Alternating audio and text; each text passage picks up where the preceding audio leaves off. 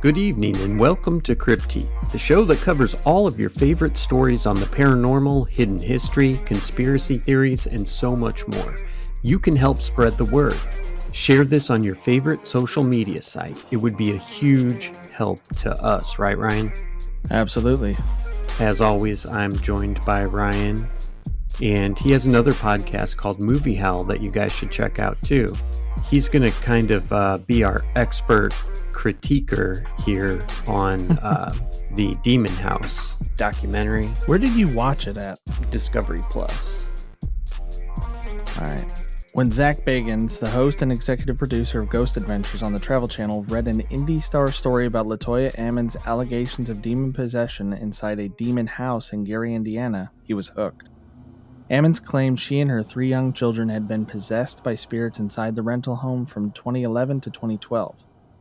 The Gary Police Department and the Indiana Department of Child Services investigated. A priest performed exorcisms, and even some of the biggest skeptics were made into believers. Baggins made the 2018 documentary horror film Demon House about Ammon's strange tale. But who is Zach Bagans? So, do you want to take a stab at describing Zach? Yeah. As somebody who doesn't watch his stuff a lot. Yeah, I mean, he's a fairly normal looking guy. You know, he kind of dresses the part, black clothes usually. He has some kind of glasses that I don't know the whole story behind it. Do you know the story behind it? He's got like special glasses now that he had to get after an encounter. I can't remember if it was one of the things in his museum or if it was actually at this demon house. It's at this house, yeah. It's part of like the prologue where he's talking about it at the end. So he wears special glasses, but they look good. You know, it's a style. I wear glasses too. Usually in a, I guess a trucker hat kind of thing or a fedora. Kind of a soft-spoken, monotone individual, but a marketing genius. Yeah. If he has one superpower, it's somehow looking for ghosts into a multi-million-dollar empire. Yes, many multi-million dollars. Let's see how much he's worth. I looked it up, but I forget. He's doing quite well for himself. And, I don't begrudge anybody that. Oh, wow. He's worth $30 million. That's not bad, right? That's not bad, no. I'd take it. And still earning. Right. Anyway, no, I was saying Ghost Adventures is as real as the news. Yeah. He's kind of a showman. Kind of have to be. I've been ghost hunting. It is extremely boring. It is hard to try and translate it an actual investigation as to something you would really want to watch for an hour and a half or whatever. So yeah, one of the things that I liked about Ghost Hunters when they first came out was how often they'd found nothing. Like it just made it seem a lot more believable to me that I don't know that it was real. If you're not actually finding anything, like if you were faking it, why would you have so many episodes where you don't find anything? True. Or so many episodes where you're like, oh, this weird noise you hear at night is your ice maker. It's dropping out an ice cube at 11:30 at night when you guys have just gone to sleep or something like that.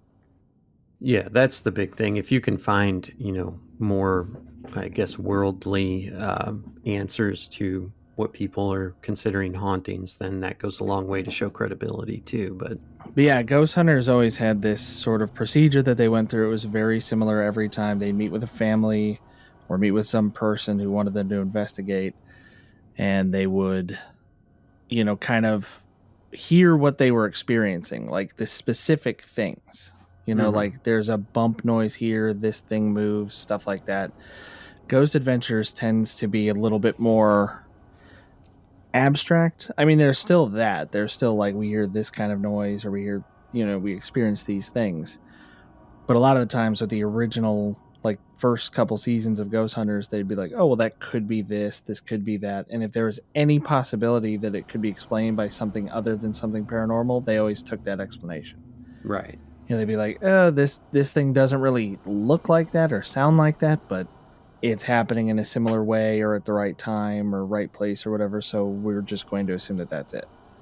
But then later on, I think they admitted to faking stuff. Oh. And with Ghost Adventures, there were originally 2. Now, I never really watched the show until I started dating Kim. Mm-hmm. And she was really into it. I'd seen it before a little bit. Like, I remember seeing it in like a hotel. I was traveling for work and I turned on the TV and it was on. Like, that's the last time I remember seeing it before we got together. But since then, yeah, I've learned that there were originally 2 hosts. Nick, whose name I don't remember, but I think it was Nick. And then Zach. And Nick wound up leaving because he said that I don't know if it's that they were being pressured to fake evidence or just kind of like, hype up their reactions a lot more than they naturally would have been, not just be like, oh, did you, like, be quiet, did you hear something, but to like, oh my god, like South Park did a thing years ago where they made fun of Ghost Adventure. No, yeah, it was Ghost Hunters because it was old South Park. But they're like, oh my god, did you hear that? All right, tell us what we got this week, Chris. We're going to Colorado to investigate celebrity paranormal... Wait, what was that? What was that? I heard it too. It was like a... Is there a ghost here? The fact that they always seem to find something, or they always think they find something, and there's not a ton that goes into debunking kind of bothers me a little bit. I know we're kind of skipping ahead. We were going to talk more about whether or not we feel like the show is real later, but what's your feeling on it? I honestly have not watched Ghost Adventures for more than a couple minutes. And it wasn't because I thought they were faking something or anything like that. It was just boring to me. Yeah. So I really don't know, but I know a lot of people like it. So it's got to be good. Right? I mean, it's very entertaining, yeah. And a lot of it's entertaining because of the people. Like, sometimes Zach gets up to weird stuff. I don't know, there's like an episode that I remember where they're in, I don't even know, some like old-timey kind of place, like super old-fashioned, like very, and he's getting in that mood, and he's like running around like reciting poems to girls and stuff like that, and just being weird, and then he ends up like slipping on the ice outside and like busting his ass, and it's just really entertaining the whole way. Now, was he possessed when he was doing this? I have my doubts. Yeah, it is what it is. It's okay, I guess. But just not for me. But, there's a lot of things that I think are quality that I just don't like for whatever reason, Yeah. What happened in the Demon House in Gary, Indiana? So we talked about LaToya Ammons. In her interviews that I've seen, she seems very believable. Would you agree? Yeah, I would agree. I think that everybody they interviewed seemed fairly believable. Except the guy when they first got to the house, and he's like, I'll tell you some stories. We're going to get into this. Like, slip me a couple hundreds and I'll tell you whatever you want. Right. He goes, first we got to have some kind of agreement. Yeah. It's like, that's what he said. He's like, well, what do you mean you're going to tell me stories? She said there was nothing. He's like, well, that's her story. It's like, right. All right, so you're just trying to sell me something now. Yeah, absolutely. Anyway, so she claims that she and her 3 children were possessed by demons in her home, which is in, I guess, Gary, Indiana, Northwest Indiana. And they were renting the house. They didn't buy it. So, that's a good thing. Maybe if you suspect that you're moving into a haunted place, maybe do a, couple months lease before you make the big splash and purchase it. But anyway, she says after they arrived, she told this to Indy Star that despite cold December temperatures, large black flies swarmed their screened-in porch, and they kept coming back even when the family, quote, killed them and killed them. Ammon's mother, Rosa Campbell, again told Indy Star. So, I don't know. There's a lot of explanations for insect infestation, but then what happened? Well, from there, it got even stranger. Campbell and Ammons heard footsteps on the basement stairs late at night. The basement and kitchen doors creaked open unassisted. And then they claimed the demons got to the 3 children. They told Indy Star that the kids' eyes bulged, their voices deepened, and they sported evil smiles while possessed. The 9-year-old boy described what it felt like to be killed and walked up the wall in the presence of family case manager and hospital nurse. And this is part of the documentary, too. They have like a little bit of a dramatic reenactment, but the family and the caseworkers say that the kid just, I forget what they said that he told them, but he was speaking in a strange voice, and the grandmother was there, and she's like, you're not him or whatever, like you're not. Yeah, not my grandson. Whatever. And and they just walked backward up the wall. Yeah, I'm not sure if that's 100% how it happened, but later as people were trying to explain it away, they're like, oh, him and his, like, I think he was holding his mom's hand, right? And they said that they performed some sort of, gymnastic feat of mom holding her son up against the wall or whatever. It's silly to me to think that, they're gymnasts now. That would take a lot of upper body strength for a little kid to do that too. Right. A 9-year-old. Right. And with his mom, and the way it's presented, it's just that she was holding his hand, not that she was like holding him up by like both of his hands. You know what I mean? Like propping him up. Yeah. That she was just in contact with him as he did it. The 7-year-old clenched his hands around his older brother's throat and wouldn't let go until an adult pried him off. The 12-year-old girl floated above the bed while unconscious, according to the family. The police investigated, and the Indiana Department of Child Services intervened. DCFS found Ammons guilty of neglect for not sending her children to school regularly. They told Ammons to find a job and appropriate housing and cared for her 3 children while she did. She regained custody of her children 6 months later, and the family moved to a new home with no reports of demons. The case was closed in February of 2013. Good for her. Yeah. I mean, I can't imagine losing my kids, and I don't know how difficult it is to get them back once you've lost them, but I feel like it's a horrific process, filled with red tape and all kinds of requirements. Yeah, I can only imagine. But good for her. So, you might be thinking, what does demon possession feel like?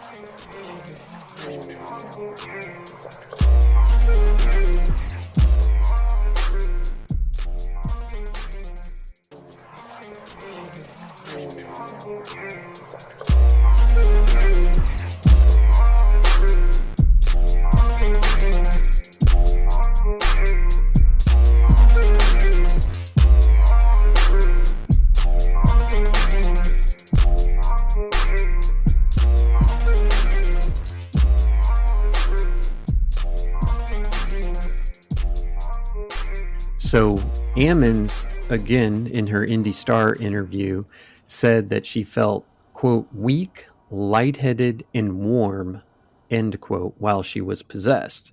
Her body shook. The 12-year-old girl told mental health professionals that she was paralyzed and felt like she was being choked. She said, you can tell it's different, something supernatural. So we've covered this a lot, but Ryan, you just want to run them through what an exorcism is, just in case they don't know. An exorcism is essentially, like the Explain It to Me Like I'm 5 version is, it's just a religious ceremony intended to use or evoke the power of God, or potentially, whatever your particular religion's deity is, or primary spirit, or whatever. I'm sure there are rites in all different religions, but typically we're thinking about Christianity and Catholicism, but they use Jesus and God, the Holy Trinity, to drive demons out of people. But they also sometimes use it to drive demons out of like homes as well, right? Boom. All right, so do you want to tell them about Reverend Michael Maginot? Boy, do I. A priest told Indy Star that the exorcisms the Reverend Michael Maginot performed on Ammons and her family were the first authorized by the Bishop of the Catholic Church's Diocese of Gary in his 21 years of service. Before the major exorcism Maginot performed on Ammons, he prayed over her and made appeals to cast out demons. He named the demons tormenting Ammons during the ritual after she looked their identities up online. Well, apparently the computer kept shutting down because he claimed the names had power. Then he cast out the demons while holding a crucifix against Ammon's forehead. She convulsed violently and told Indy Star that the pain was as intense as giving birth. Maginot performed 3 major exorcisms on Ammons, 2 in English and the last one in Latin in June of 2012. So, was there really a demon in the house? I don't know, but I question looking up demons on Google if you're a priest. I feel like there should be a book or something, like an old leather-bound book that's beaten to death and, it's 500 years old, something like that. From like the Evil Dead movies or whatever. Yeah. I don't feel comfortable with Googling the demons. Like, I just can't imagine standing over one. You've got a crucifix in one hand and your iPhone in the other hand. And you're like, wait a second. All right. Like, hold on. I'm not getting any service here. I can't refresh the page. Yeah, I'm doing a Google image search on you right now, buddy. You're in big trouble. Then the demon responds, ha ha ha. Google works for me. Yeah, no kidding. That's what I was thinking, actually. The demons probably have better SEO than the legitimate sources. Absolutely. All right. So was there really a demon in the house? Well, of course, Baggins has no other explanation. He said something was inside that house that had the ability to do things that I have never seen before.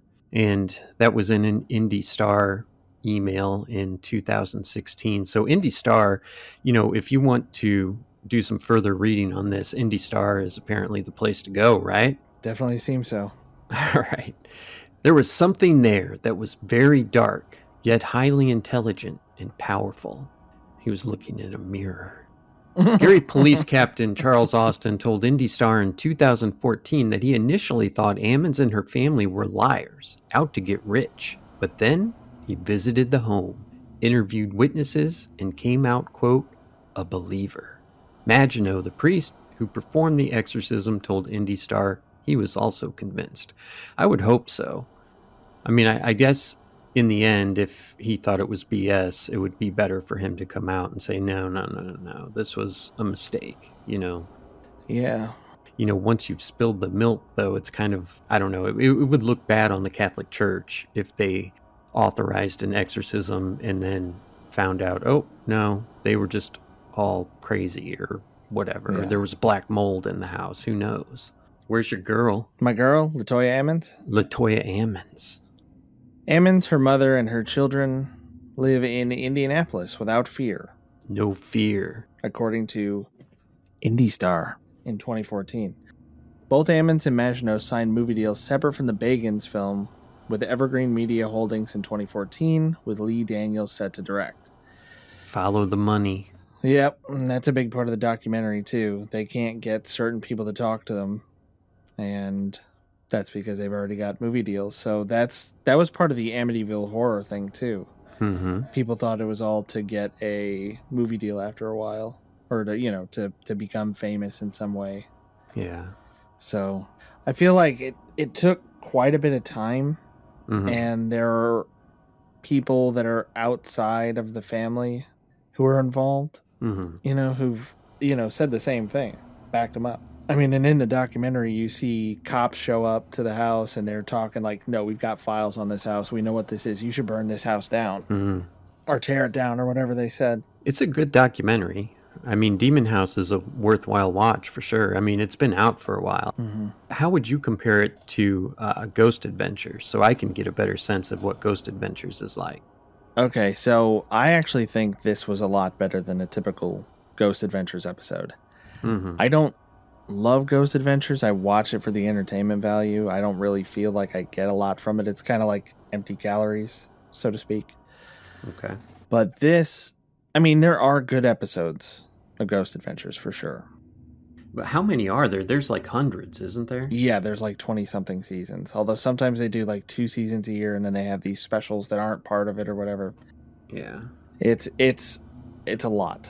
There's a lot. But they've also been doing it a really long time, too. It's not like they've cheated their way to having a ton of seasons.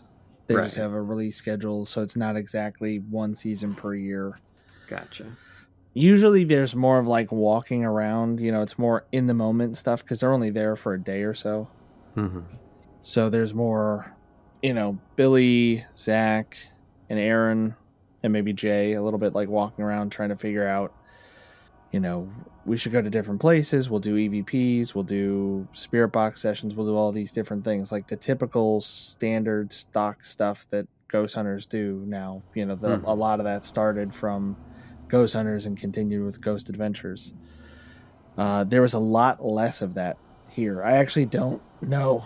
Oh my God, what's happening? You sound like a demon. I cast you out. Yeah, I don't remember if there was... I'm not sure if there was any like spirit box stuff or EVP sessions in this documentary at all. Mm-hmm. It was kind of just things that they caught by accident. They brought that investigator in who was measuring like EMF readings in different places, and he was finding that it was really high near Zach at this one point, and when Zach moved, it went away. And he was saying the readings that were coming off of him were 8 to 12 million times what you would normally expect. He said you wouldn't even be able to measure it with one of those sensors, like the magnetic field that naturally comes off a human body. And yeah, then that guy gets sick. There's interviews and sort of testimonials from all these people who are saying that, they experienced things or they had things follow them home, that they would hear barking in the house when they had no dogs and there were no dogs around. Oh man, that's bad enough when you do have dogs. I'd be pissed. I do not want ghost dogs. Like, they had a ton of stuff to talk about without having to do all that stuff. I also feel like it's one of the rare, like, Zach Bagans projects that paid off. Because of the way it ends. And I guess we could say spoiler alert and, go watch it if you don't at all want to know what happens. And we'll give you 3, 2, 1 to tune out. Okay. So he locks himself in the house, literally has the house boarded up with himself inside, right? Mm-hmm. He has like some basic, like, it looks like thrift store furniture moved in, I think partially to make the house more livable, because I don't know how long he planned to stay in there, but also probably just to make it more like ambiance. Yeah, because I guess like if the whatever's there is haunting a house, like haunting a completely empty house is probably a little bit different, just to make it seem like there's somebody there, maybe stir up some of the activity. That's kind of what I would think. Sure. Because a lot of the time when we read about hauntings, it's when people are doing things like that. When they're either renovating or they're moving stuff in and out, that's when things kind of start to amp up. True. But he boards himself in and he's just kind of exploring. He's like, I've got my phone. I can text with the team. It's showing there's a text that he sent to one of the guys like, I don't want to go lights out in here. This is already creepy. And I imagine it would be in a completely silent house that you're not very familiar with. And you're in the middle of the night up in an unfamiliar part of the country. Yeah, completely boarded up. Like, that would be very unsettling anyway. And up until this point, what we've seen is that whatever's there can affect people. Mm-hmm. It will cause like mood swings. You see it happen with Zach a couple times, which is one of the things I never buy in Ghost Adventures. It really is genuine, but a lot of the times, one of the other guys will be like, oh man, I feel kind of nervous right now. And Zach will be like, oh, I feel so nervous. I feel terrified. Yeah. Or one of the guys will be like, oh, I'm getting kind of like aggravated. And Zach will be like, I want to rip your face off right now. It's like whatever it is, he just does like... He's more aggravated. Yeah, he goes to like this hyperbolic place with it. It crossed my mind when he was kind of going after the cameraman or whoever was in the house with him. Like, maybe he didn't know the cameras were going and he's just a dick like that in real life, like Ellen. Oh my god, yeah, he could have gotten canceled. The ghosts would have leaked the footage on like Twitter or something. Absolutely. Why not? Well, where can they watch it? It is available to stream via Amazon Video or rent or buy on iTunes, YouTube, Google Play Movies, or on Discovery Plus. Yeah, and Discovery Plus, there's a lot of stuff that I really could not care less about on there, like home and garden shows and stuff like that. But there's a lot of good paranormal and archaeology shows and stuff like that. So, and you get to see Josh Gates. Yeah. Josh Gates is one of the main reasons I'm actually subscribed. Mm-hmm. But yeah, the movie, I actually think as a documentary, this one's really good. As far as like the standard that these ghost shows typically set, because we have a good backstory and we have a lot of Right. information, and then we follow them like they took their time with it. This is something they did over the course of, probably months, right?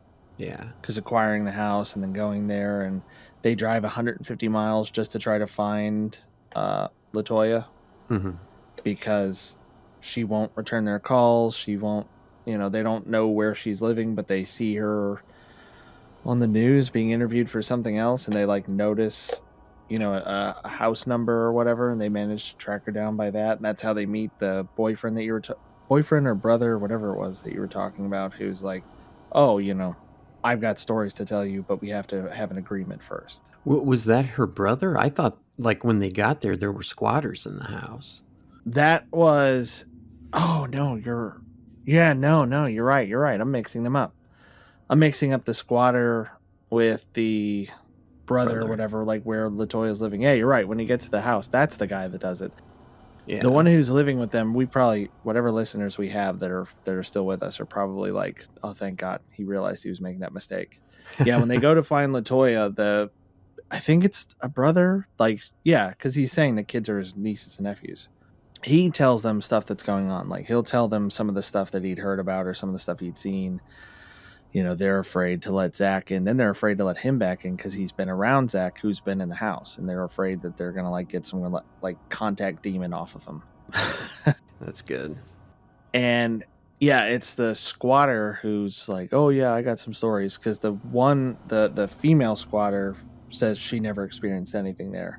Mm-hmm. But the boyfriend or husband or whatever he is like, oh no, I got stories, but we got to have an agreement. Like, he said that they tried to get signed as part of this movie deal, but since they're not legally there, they have no lease. They can't officially say like, oh, these are the residents of that house now, and here's what they're going through. Yeah. I don't know. I mean, it's squatters. It's a credibility issue from the start. Well, especially when the first thing he does is say like, I can tell you stories, but I have to get paid, essentially. Right. But I mean, they have this background. They have Latoya, her kids, the previous owners or residents, and her kids, the squatters, the police.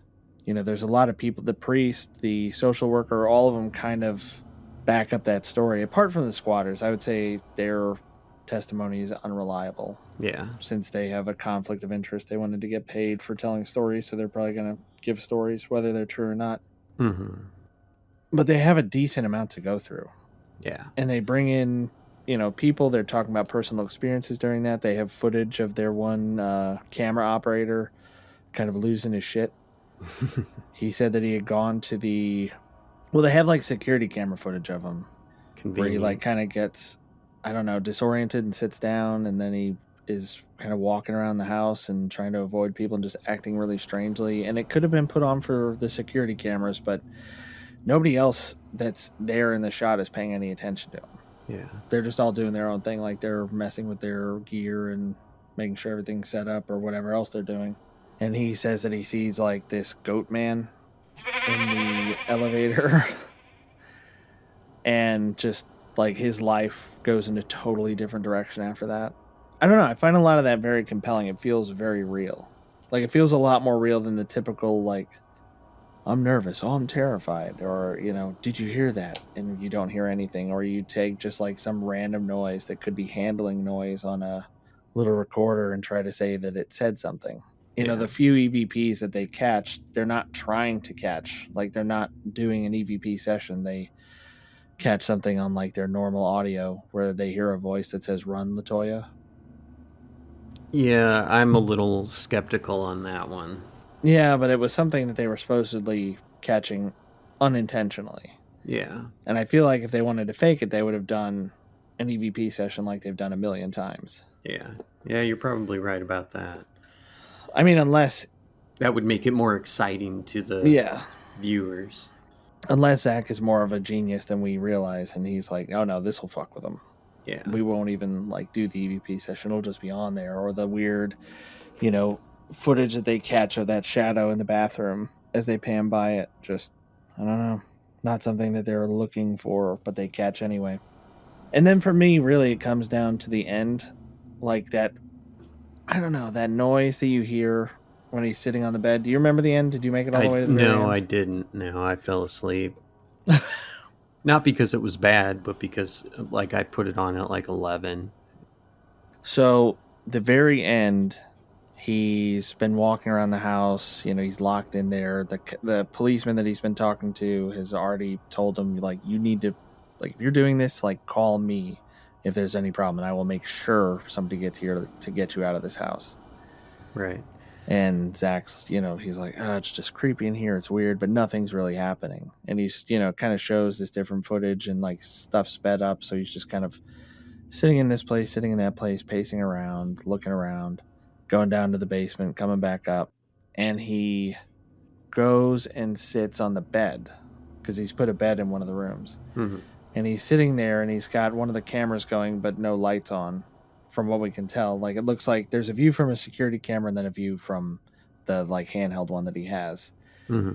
And there's this like really like it's making my skin crawl to think about this noise that he hears. It's like this cross between a growl and a howl. It's a very strange sound that sounds like it's coming from outside, but then I don't know, to my ear on this, because I rewound it, this time that I was watching it too, just like hear that sound again, and it sounds as though it's coming from maybe the basement of the house or maybe down the hall in another room, something like that.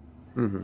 And he starts, he's sitting sideways on this bed, and he puts his feet up and he starts like pushing himself back towards the wall, like trying to get away from it. Mm-hmm. And he's like, back away, like talking at whatever it is. Whether it's a person messing with him or whatever, but he just like chucks a flashlight or something at it. And while this is happening, the camera that's sitting on the bed next to him that he was filming with, and he's no longer filming with, like, he's not pointing it anywhere anymore. He's just like staring out the hallway with whatever little light there is. Mm-hmm. And the camera goes slightly out of focus, as though it's like focusing on the blankets in front of it rather than the hallway. Mm-hmm. And this dark figure just passes in front of it as he's like freaking out and throwing shit. And yeah, it's the climax of the whole thing. And after that sighting, he said it was a shadow that seemed to emerge from the wall and just pass by the room. Mm-hmm. He said that he began experiencing like really bad pain in his eyes, and that they started to cross, and that he had a bunch of CT scans and things like that back in Vegas where they all live, and also in California. Nobody could explain what had happened. Mm-hmm. And that any surgeries would risk blinding him. So that's why he wears those glasses. Because Kim and I actually wondered that for a while before this documentary came out, because all of a sudden he started wearing glasses, and I was like, they don't seem to magnify anything. Like, is he just wearing those to look smart? Yeah. And no, apparently they're doing it to correct this like cross-eyed thing he's got going on to stop him from having double vision. Yeah, that's a weird thing. I don't know. It's interesting that it ended on a shadow person, because we're going to have an episode coming out about shadow people. So, but yeah, for me, I mean, it's so different from a regular Ghost Adventures episode. It seems way more believable. yeah. The whole thing of the autofocus on that camera suddenly not working right. Mm-hmm. I don't know how they would have faked that, because the type of camera they use, it's almost, I think it's exclusively autofocus. Huh. It's not like most YouTubers are filming using DSLRs, Yeah. or mirrorless or whatever, where they're focusing it sometimes automatically, but sometimes manually. Like, these are like your standard camcorders. Mm-hmm. There's no manual focus on most of those. So Now, let me bring this up, though. If you have the resources that he has, why wouldn't you have like a thermal camera and not necessarily, motion picture cameras in there, but the top cameras that you can buy for, a camcorder or whatever? I don't know for certain. I mean, I know that there's probably just like a limit. It's probably one of those things where it's like diminishing returns. Man, if I got 30 million in the bank, I'm getting some good cameras. Yeah, but I mean, movie cameras are really expensive, and movie cameras that can do night vision are really, really expensive. Like really way more expensive than you would probably think. Because I know like a Red cinematic camera can be $100,000 or more. Yeah. And especially if they're carrying them around and hauling. I mean, and I'm not defending it. I'm just saying, like, if you're hauling stuff into like crawl spaces under houses, it makes more sense to use like a Sony Handycam with, some kind of special functionality than something huge like that. You know how the night vision works? They actually have a filter that they put on cameras so they don't have night vision. Yes, I actually did know that. Yeah, and the Sony night vision, they're just like, boom, click the filter off and you've got night vision. Yep. Yeah, there was a website that I saw like 15 years ago where you could buy night vision still cameras. Mm-hmm. And they were just like Canon point and shoots that they had pulled that filter off of. Mm-hmm. Pretty cool. Yeah. All right, so the documentary was actually released in March of 2018. It's weird that they didn't wait until Halloween time, but anyway, it's got a 33% approval rating on Rotten Tomatoes, but there's so much stuff on Rotten Tomatoes that they say is horrible that I like, and stuff that they say is brilliant that I don't like. So yeah, it's almost you should basically assume that the critic score is the inverse of what it actually is showing you. Like, if they rate it really poorly, it's probably pretty good. If they rate it really good, it might be good, but a lot of the times it just means it's like a pretentious artsy-fartsy film with some kind of political agenda.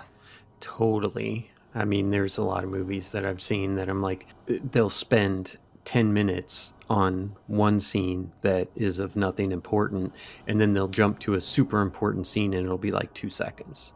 Yeah, I just watched the movie Stalker, which is not familiar. It's a Soviet movie from 1979. Oh, well, why didn't I know that? It's based off a book called Roadside Picnic. So the basic plot of the book, as far as I can tell, I haven't read it, I would like to. Bucket list. Is aliens have at some point come to Earth. Mm-hmm. And they essentially just like stopped here, like quick picked up, and they left. But they left stuff behind. Looking glass technology. And there's this zone now. And when you go into the zone, like weird things happen because of this stuff that the aliens left behind. Like, it's junk to them, but like miraculous to us. Mm-hmm. And there's a market for these artifacts and these strange things that come out of there. And the book is apparently much more explicit about what everything means and where it's from than the movie is. But so in Stalker, you're following a guy who is a stalker, which means he can get into this zone. Like, the military of this country, I know it's a Soviet movie, but I think the movie's actually supposed to take place in like a fictitious country. They don't specifically say where it is. Right. But it's this zone that the military have set up a perimeter around. There was what they thought was a meteor crash years before. They started sending soldiers in, to see what happened, and none of them ever returned. Mm-hmm. And so then they set up this zone. And one of the things that happens is, so it's something you learn about in the movie as well. But there's a wish granter in the zone. And it's something that people want to go to, but it's really dangerous to get there because the landscape is changing, time is changing, like all sorts of things are happening. And stalkers are people who have learned and passed down this knowledge of how to get in there, right? Okay. So the stalkers are hired to take people in to look for stuff or to find this wish granter. And there's one particular instance where I think it's a stalker himself goes in to try to help his brother who's dying. And when he leaves the zone, like, you just go into this room, you don't have to say your wish or anything, you just have to concentrate on it. And when you leave, it'll happen. So he leaves and he goes home, and instead of living in this normal little house, he's living in this giant mansion and his brother's dead. Because what he truly wanted, like what was true to his personality, was he wanted to be wealthy. Yeah. So that's what it did. It didn't give him the thing he asked for. It gave him the thing he truly desired. and it's a really interesting movie, and it has a lot of like really deep things to say, but it is so fucking artsy. The first 10 minutes of the movie is the guy waking up. Yeah. Like, there are 10 minutes before the guy gets out of bed and puts on his pants. Waiting for that morning wood to go down. And that's the kind of thing that they might be great, but it's a really long segue to get back to stuff that is really highly rated, even stuff that's part of the Criterion collection, is not for everybody. Right. Because some of it is so slow and so boring, and they're just like, they love the look of the shots they're getting, so they just linger on them forever. Yeah. But maybe somebody will want to watch Stalker now. If you like subtitles, or if you can deal with subtitles, it's probably worth a watch. It's a long movie, though. It's like 2 hours and 41 minutes, something like that. Wow. And it's all subtitled. And two of the guys sound really similar, so it's hard to tell who's talking, especially when they have really like distant shots. But well, that sounds great, Ryan. Anyway, I actually did like this documentary. I like the way it ended. It's very unlike a Ghost Adventures episode. The technology that they used was different. A lot of it was more like the things they were experiencing in the moment. It's more like they went in for an investigation and stuff just happened to them. Yeah. You know, people got sick, people got hurt. Their one camera guy kind of went off the deep end. The scientist that was helping them started having really serious medical issues. Zach started having medical issues. You know, there is more of like the traditional ghost hunting stuff in the second part of it, the episode 2 portion, which is like their, you know, additional, they call it like found footage or whatever, but it's their, you know, like extras or deleted scenes. Right. But I think they did a decent job with it. It's entertaining if nothing else, but it's the only one that I've really been shaken by a little bit, where it's like, all right, maybe that's real. Yeah, I don't know. I mean, it's worth a watch. Yeah, for sure. What did one critic call it? One critic called it patent balderdash, but another praised it in what way? Its crawling sense of escalating paranoia. But is it patent balderdash or patent balderdash? Oh, it might be patent, you know? No, it's patent. You said patent. Oh, did I say patent? You did. Oh, see, I even mixed up what way I thought I did it. I don't know. That's all right. Anyway, any other final thoughts? No, I think I've gone on about it enough. It's just, I'm used to doing like a movie critique and just talking through it and all that, and I feel unbalanced. That's funny. Because that wasn't what the whole thing was. But I think it's worth, like you said, it's worth a watch. And it's on several different streaming services. But I don't know. It's kind of one of those things where if you think too much about it, it might stick with you. Like Ghost Adventures in general is pretty light. They come in, quick adventure, and then they leave. Right? This Quick is a adventure. little bit more than that. Yeah, That's quick funny. adventure. Yeah, and then at the end he tears the house down. Right. And one of the cops that he's talking to before that is like, there are two cops that he's talking to in one scene. And the one is saying, like, you should tear this down. And the other one's like, no, don't tear it down. Imagine what this thing might be plugging. Like, this might be stopping stuff from coming out. Like, they're getting stuck here. So, like you were saying when we were talking earlier before we recorded, like, they're free now. Yeah. They're all free. And he's probably selling pieces of rubble from the foundation at his museum. Put them on a necklace. At his haunted museum. I don't know. That's all I've got. I guess that's all we've got for you tonight on Cryptique. Now, I was going to have our guest send us out, but since I have Ryan, a man who sings at public urinals, tell them what they need to know. All right, that I don't do. That is a bald-faced lie. What I do, though, is I practice my Mr. Krabs impression in the walk-in cooler at the bar. Oh, that's awesome. And that is a true story. I've been caught doing that by my employees. I will turn and look, and there'll just be a little face in the door like, hey, what you doing in here? Oh, that's great. And actually, you know what? There is one thing I should mention. Part of the reason that Kim wanted to be on here initially, so I didn't say it earlier. I was just like, there's no great reason. She's just nervous. Mm-hmm.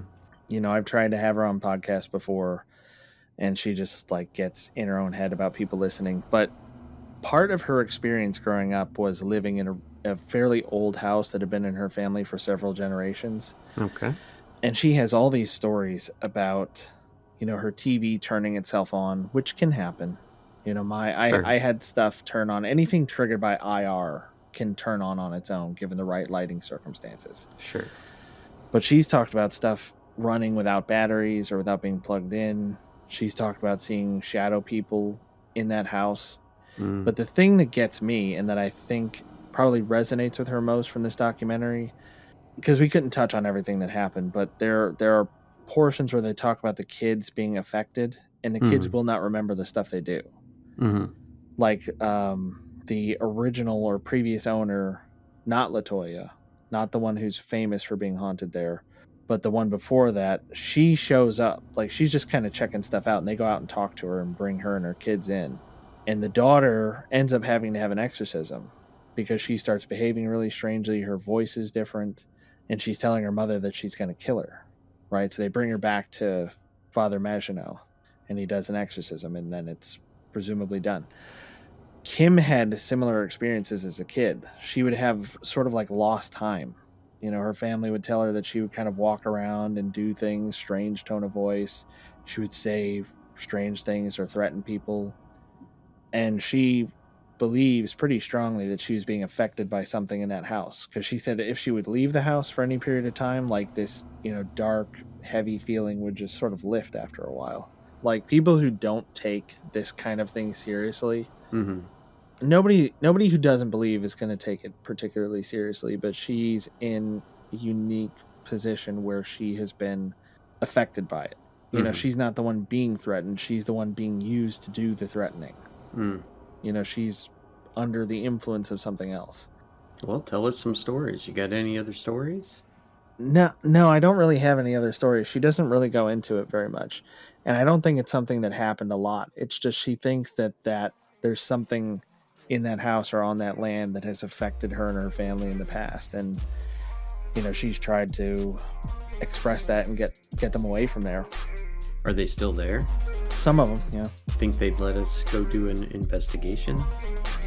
Maybe. That would be fun. Maybe. Yeah, I mean, it would be interesting. It would be interesting to know what has happened in that house in the past, too. Yeah.